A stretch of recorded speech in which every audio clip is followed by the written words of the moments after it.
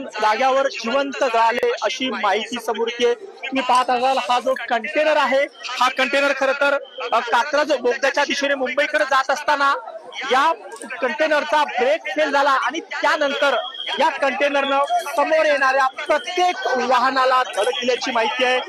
अंदाजे 7 ते 8 वाहनाला या कंटेनरने धडक दिल्यानंतर भीषण असा अपघात झाला आणि त्यानंतर या कंटेनरच्या समोर एक 4 चाकी वाहन ज्यामध्ये काही प्रवासी होते अशी देखील माहिती समोर येते। ते 4 चाकी वाहन या कंटेनरच्या समोर आलं आणि पुढच्या अशा दोन्ही वाहनाच्या मध्ये हे 4 चाकी वाहन अडकलं आणि यामध्ये असणारे काही प्रवासी जाग्यावरच जिवंत जळाले अशी देखील माहिती समोर येते। अंदाजे पोलिसांनी आता काही वेळापूर्वी दिलेल्या माहितीनुसार या भीषण अपघातात 5 ते 7 जणांचा मृत्यू झाला असल्याची शक्यता वर्तवली आहे।